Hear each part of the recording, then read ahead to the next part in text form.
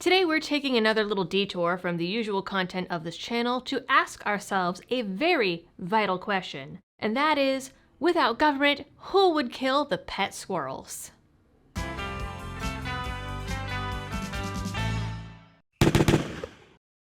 Hello everyone, and welcome back to the channel. As I've highlighted in all kinds of different ways on this channel, the government is excellent at messing things up for other people. They arrest folks for feeding the homeless, stop children's lemonade stands. They got in the way of rescue and rebuilding efforts in the aftermath of Helene. They arrest hobbyist gun owners and throw them in jail for years and years, arrest them and jail them over drawings, shoot family dogs, shut down businesses over colds, arrest kids for playing with Nerf guns, constantly screw things up and foot taxpayers with the bill, mismanage funds, try to rewrite history, constantly lie, the list goes on and on and on. About the only thing they're good at is getting in the way and making people miserable.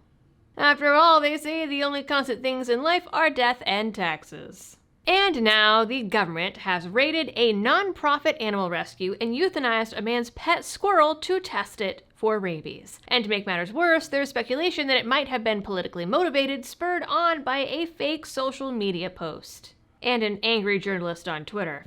But before I tell you all about it, this video is brought to you by Blackout Coffee Company. Blackout is a family-owned and operated coffee roaster based in sunny Florida and built on traditional values. They have been a supporter of this channel for a long time and have supported your Second Amendment rights for even longer. They have amazing coffees, teas, and hot chocolate, and even have specialty partner roasts that donate directly to some of your favorite gun rights groups. So to get a cup of coffee, tea, or again, hot chocolate that you can be proud of, go to blackoutcoffee.com/libertydoll and use code LibertyDoll, one word, for a one-time 20% discount.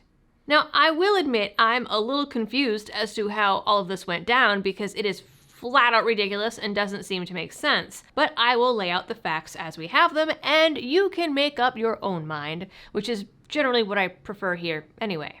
So this is the situation as I understand it. Mark Longo, originally a native of Connecticut, one day saw a squirrel get hit by a car in New York City.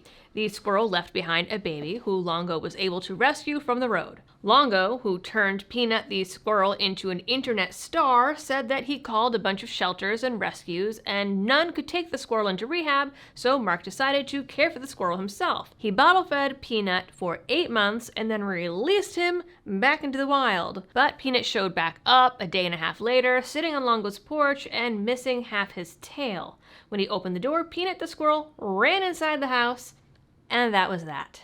A similar story to those experienced by probably a lot of other Americans. Longo later posted a video of Peanut playing with his cat and gained internet fame across Facebook, Instagram, and TikTok, where Longo said he realized Peanut brought people joy and wanted to spread that joy.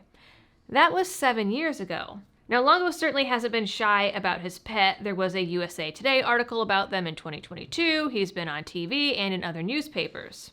At the time of his death, Peanut had amassed over 3 million social media followers who watched him sit on Longo's shoulder, eat waffles while wearing bunny ears, run around in a cute little tiny cowboy hat, or help Longo cook. They basically did everything together, and he recorded it and put it up on TikTok and Instagram. So Longo kept Peanut with him in Connecticut for a while until he decided to move to upstate New York and start an animal sanctuary. Peanut's Freedom Farm Animal Sanctuary opened in Pine City, New York, near the Pennsylvania border in 2023. According to the website, the sanctuary rescues animals from situations involving abuse, abandonment, or neglect, and then works with vets and caregivers to rehab each animal with an individualized treatment plan. The nonprofit focuses on education and advocacy for animal welfare issues, including responsible treatment. The rescue currently houses over 300 animals, including cows, several horses, a couple mini horses, alpacas, a parrot, a potbelly pig, ducks, chickens, geese, and quail. And Peanut's social media stardom was the primary fundraiser for the rescue. Without Peanut, they're not getting donations. According to the AP and the New York State Department of Environmental Conservation, the DEC and Health Department received anonymous complaints that Longo was keeping wildlife illegally and potentially unsafely. The result was 8 officers rolling up to his home and farm in a full-on raid on October 30th. Longo claimed the officers used excessive force in that raid, and the search of his home lasted several hours. He said that during the raid, he was treated as if he was a drug dealer or was trafficking guns. He said the officers and agencies involved told him that Peanut the Squirrel and Fred, an injured raccoon that Longo was planning to release, were illegal pets that had the potential to expose Longo to rabies. So, all of this was for his own good. During the raid, the squirrel bit one of the investigators, which is honestly completely unsurprising, as most animals tend to freak out when strangers show up and try to remove them from their loving homes, especially if their owners are upset by this. So the Department of Environmental Conservation and Chemung County Department of Health released a statement that the seized animals were killed in order to test them for rabies, and advised anyone who had been in contact with them to consult a doctor. So they raided this guy's house and animal rescue to prevent him from being exposed to animals who could have been exposed to rabies, and they said, well, shucks, now we have to euthanize them to test them for rabies.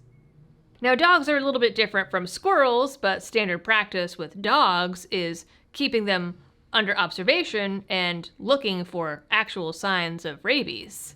Which might have made more sense when you consider the fact that the CDC reports that squirrels rarely get rabies, and there has never been a single reported case of a person getting rabies from a squirrel, at least in the United States.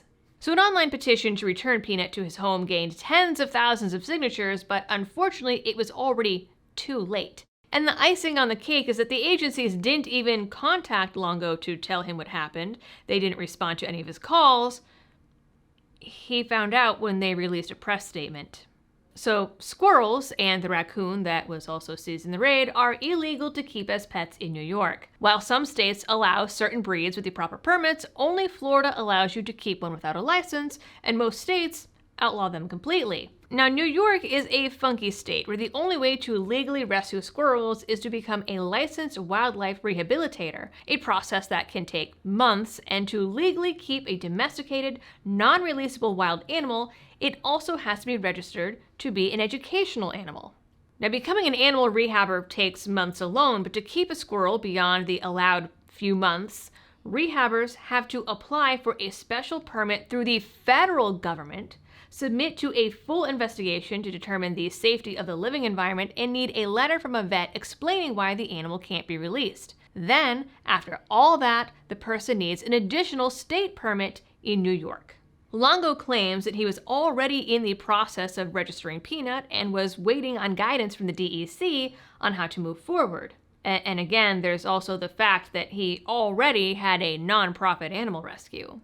Longo says that he's going to be taking legal action against the excessive force used to seize Peanut, though he hasn't said exactly what that is.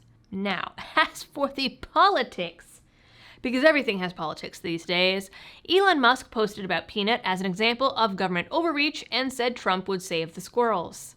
I mean, it is government overreach, and Elon getting involved is actually kind of funny. But then, someone named Gentry Jeevers replied with a fake statement from Trump on Peanut's death, including the line, "If Peanut could have told them he was from Mexico, they would have sent him on his way and given him a hotel room and a $500 gift card to Buddy Squirrel."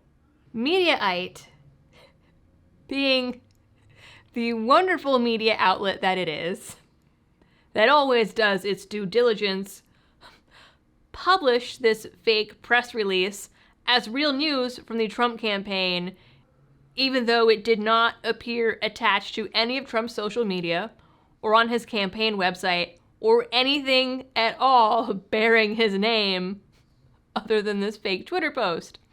Trump's campaign responded that it was, in fact, fake, and Mediaite has since deleted their article. They did at least later issue a correction, so I will give them that. And TMZ, the amazing Hollywood gossip website, also fell for the fake statement.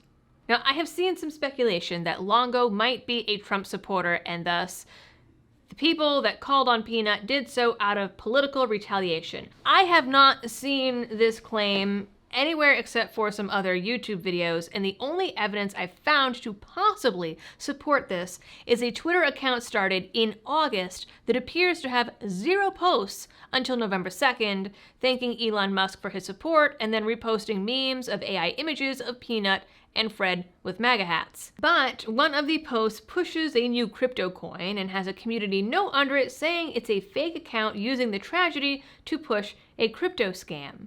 I couldn't find any other dedicated Twitter accounts or anything for Mark Longo specifically. So I am not going to bank on that rando crypto pushing Twitter account, X account, whatever we're calling it now. There's also a now deleted tweet from Washington Post opinion writer Jen Rubin saying that the MAGA squirrel deserved to die, but I can't find any real evidence, again, of Longo's political views, and it might just be a reference to how it's been taken up as an example of government overreach by the conservative crowd, spending tax dollars on killing squirrels rather than any of the other problems plaguing New York, which again is a very valid argument. There are much bigger fish to fry in New York than a pet squirrel. And why they required 8 people to seize said pet squirrel remains unknown. In response to all this, Longo did make a post on Instagram saying that the internet won and blaming internet selfishness at large. He didn't seem to say anything or think anything about it being politically motivated. I think that at the end of the day, the most likely culprit is animal rights activists. They do this kind of thing all the time. They see people keeping animals on social media and go report it to the authorities, claiming that the animals are being mistreated or being kept illegally. Maybe they are, maybe they aren't. But in this situation, it seems like Peanut was probably a pretty happy little guy. Anyway, so now social media is all aflame with claims that Trump will save the squirrels. And this is objectively both the worst and best timeline. So that is it for this video, guys. Sorry for the sad news and sad state of affairs. Rest in peace, Fred and Peanut. You guys know the drill for all of the algorithm things. And as always, thanks for tuning in. Stay safe out there and happy shooting.